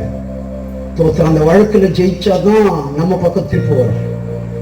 அந்த வழக்குல பூமியில ஜெயிக்கலையா பரலவும் போக முடியாது, நாளைக்கு சொல்றேன். மூன்றாவது, நம்ம ஆத்மா பாதாளத்துக்கு போயிடக்கூடாது. பூமியில் இருக்கும்போதே பாதாளத்துக்கு போகாதபடி விடுவிக்கப்படும். ஆனா இன்னைக்கு ஒண்ணுதான் சொல்லியிருக்கிறேன், ஆத்மாவின் காயங்கள்ல இருந்து என்ன பண்ணணும்? குணமாவாங்க. இல்லைன்னா கிறிஸ்தவனா இருந்து பிரயோஜனம் இல்லை, பாட்டு பாடி பிரயோஜனம் இல்லை, ஒயிட் போட்டு பிரயோஜனம் இல்லை. எத்தனையோ கெட்ட நினைவுனால உள்ள காயமா இருக்கும். எனவேதான் சிலர்லாம் நீட்டா ட்ரெஸ் பண்ணிட்டு வந்து உட்காருவாங்க. தோத்திரம் பண்ணுங்கன்னு ஒரு வார்த்தை சொன்னா போதும், அந்த பேய் உள்ள இருந்து வருங்க வெளியே, கொட்டாவி பேய். தோத்திரம் அதே பண்ணிட்டு முக்கால் தாகம் கண்ணு மூடிடும். அப்படின்னு என்ன வழக்கம்? ஆத்மாவை பேய் கட்டி வச்சிருக்கிறான். இருக்கிற இடத்துல எழுதி நின்று ஒரு நிமிஷம் கண்களை விடுவோமா? உங்களுக்காக ஒரு ஜெபம் பண்றேன், வீடியோ நாளைக்கு சொல்றேன். எத்தனையோ ஸ்லோகங்கள் இருக்கு, அதை சொல்ல நேரம் இல்லை. தோத்திரம் நான் பல மணி நேரம் பேசுறாரு. தோத்திரம் கண்களை மூடி ஆண்டவரை நோக்கி பார்ப்போம். Thank you Jesus, hallelujah, hallelujah, hallelujah. Thank you Jesus, hallelujah, hallelujah, hallelujah. சோத்திரம் தோத்திரம் தோத்திரம் தோத்திரம் போப்போம். Hallelujah. இயேசுவே மெய்யான தேவன், இயேசுவே மெய்யான தேவன், இயேசுவே மெய்யான தேவன். வானபூமியும் அகிலம் பாடுக, வானபூமியும் அகிலம் பாடுக. இயேசுவே மெய்யான தேவன், இயேசுவே மெய்யான தேவன். சோதிடம் பாடுக, சோதிடம் பாடுக, நட்சத்திரம் பாடுக,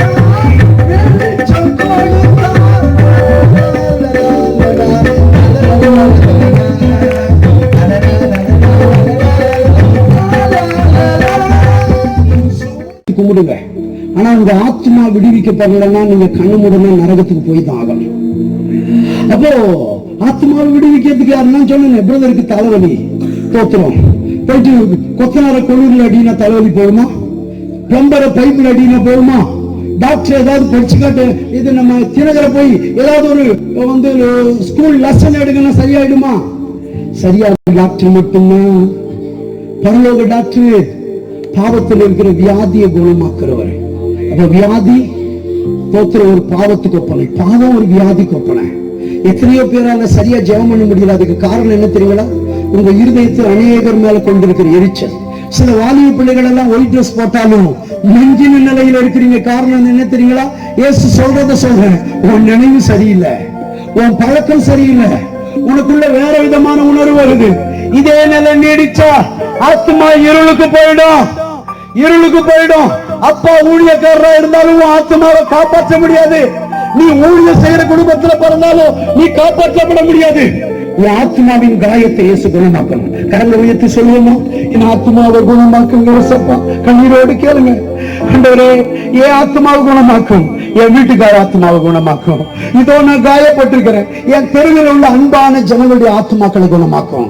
இந்த பகுதியில் உள்ள ஜனங்களுடைய ஆத்மாக்களை குணமாக்கும். அந்த ஆத்மா குணமடையலையா குடிக்கிற குடியோடு நரகத்துக்கு போயிடுவாங்க, பிடிக்கிற பீடியோடு நரகத்துக்கு போயிடுவாங்க. கண்ணமுடனா பரிதாபமான முடிவு வந்திருக்கிற ஜனங்க, உங்களுக்கு இந்த பகுதிக்கும் கரங்களை உயர்த்தி கதறுங்க. ஏசப்பா எங்க ஆத்மாவை குணமாக்குங்க, ஏசப்பா எங்க ஆத்மாவை குணமாக்குங்க. ஏசப்பா எங்க ஆத்மா காயம் அடைஞ்சிருக்குது. என் பேச்சினால, என் பார்வையினால, என் கெட்ட குணத்தினால, எரிச்சலினால இதோ தேவனுக்கு இதை ஒப்பு கொடுக்கிறேன். இனி நான் பாவம் செய்ய மாட்டேன். என் ஆத்மாவை குணமாக்குங்க. அவர் ஆத்மாவிடத்தில் வந்து குணமாக்கினார். உங்களுக்கு உண்மையான விடுதலை. இங்க இருக்கிற சிலர் விடுவிக்கப்படுகிறதற்குரிய காலம் நெருங்கி வந்திருக்கிறது என்பதை கவனிக்கிறேன். இது மரண போராட்ட போராடி எழும வேண்டும் என்ற நிலை இருந்தால் எழும முடியல, ஜெபம் பண்ண முடியல, சபைக்கு வர வெறுப்பா இருக்கிறது, தூக்கம் வருது, வந்தாலும் பலவிதமான மன உளைச்சல், இரவில பிசாசு பயமூர்த்துகிறான், பாம்பின் சர்ப்பத்தின் சொப்பனம் வருது, கருத்த தோற்றம் வருது, பயமா இருக்குது, தூக்கம் வரல. இயேசு உன்னை விடுவிக்க ரெடியா இருக்கிறாரு. கரங்களை உயர்த்தி ஆண்டவரை நோக்கி பாருங்க. என்ன விடுவிக்கணும் ஆண்டவரே? என் ஆத்மாவை விடுவீங்க. சரீரம் எவ்வளவு நல்லா இருந்தாலும் பேய் ஓடாதுங்க. சரீரம் எவ்வளவு வியாதியா இருந்தாலும் ஆத்மா நல்லா இருந்தா பேய் கிட்ட வர மாட்டான். ஏசப்பாவை பார்த்து சொல்லுங்க, சரீரம் ஒன்றும் இல்லை, என் ஆத்மா விடுவிக்கப்படணும். என் ஆத்மா விடுவிக்கப்பட்டா நான் சமாதானமா இருப்பேன். என் ஆத்மா விடுவிக்கப்பட்டா நான் பரிசுத்தமா இருப்பேன். என் ஆத்மா விடுவிக்கப்பட்டா நான் உமக்கு பிரியமா இருப்பேன். என் ஆத்மா விடுவிக்கப்பட்டா எப்ப முடிச்சாலும் நான் உங்க சொர்க்கம் என்கிற ராஜ்யத்துக்கு வருவேன். ஏசப்பாவை பார்த்து சொல்லுங்க, என் ஆத்மாவை குணமாக்குங்க ஆண்டவரே.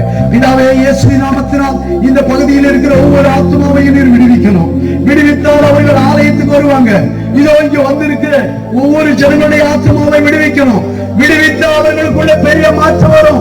சரீரத்தை நல்ல நிலையில் வைத்து நடந்து கொண்டிருக்கிற அநேகருடைய ஆத்மா இருண்ட நிலையில் இருக்கிறது. நீங்க சொல்றதெல்லாம் சரிதான், ஆனா என்னால முடியலையே என்று சொல்கிற சிலரை நான் கவனிக்கிறேன். இதோ ஆண்டவரை நோக்கி கூப்பிடு. வாலிபனே, உன் வாழ்க்கையை நான் மாற்றுவேன் என்று கற்று சொல்கிறான். எல்லாரும் கரங்களை வைத்து ஆண்டவரை தோத்திரம் பண்ணுங்க. கரங்களை தட்டலாமே. ஏசப்பாவுக்கு ஒரு மகிமையை செலுத்துங்க. ஏசப்பா, நீங்க தான் வானத்தை உண்டாக்கினீங்க, நீங்க தான் பூமியை உண்டாக்கினீங்க. என்ன காப்பாற்ற பூமிக்கு மனுஷனா பிறந்தவங்க நீங்க தான், வேற யாரும் இல்ல. 2022 ஆண்டுக்கு முன்ன பூமியில பிறந்த பரிசுத்த தெய்வமே, அன்பு தெய்வமே, எங்களை நேசிக்கிறவரே, thank you Jesus, thank you Lord, thank you holy spirit. Oh நன்றி ஆண்டவரே. கரங்களை தட்டி கத்திர மகிமைப்படுத்துவோம். இதோ ஒரு கிருபை ஜனத்தின் தலையின் மேல் இறங்குவதாக. இதோ ஒரு வல்லமை இறங்கட்டும். யாருடைய ஆத்மா கட்டப்பட்டிருக்கிறதோ ரிசீவ் இயேசுவின் நாமத்தினால் கர்த்தருடைய வல்லமையை பெற்றுக்கொண்டு இப்பொழுது இந்த அசுத்தாவி ஒளியேறுவதாக, ஒளியேறுவதாக. ஆண்டவரே, வார்த்தையின்படி அக்கினி கூடி வந்திருக்கிற ஜனங்கள் மட்டுமல்ல, சூழல் இருக்கிற ஜனங்கள் மேல் இறங்கட்டும். ஒவ்வொரு வீடுகள் மேல் இறங்கட்டும். யாரை நேசிக்கிறீரோ அவருடைய ஆத்மாவெல்லாம் விடுவிக்கப்படுவதாக, விடுவிக்கப்படுவதாக, விடுவிக்கப்படுவதாக. கூட்டத்தை ஆசீர்வாதமாக நடத்தினீர்கள். போதகரை, ஊழியத்தை ஆசீர்வதியும். தொடர்ந்து மகிமைப்படும். Thank you Lord. இசைத்த சகோதரர்களை ஆசீர்வதியும். உடன் வந்திருக்கிறவர்களை ஆசீர்வதியும். போதகர்கள் ஒவ்வொருவரை ஆசீர்வதியும். நன்றி. ஸ்தோத்திரம். ஆமென்.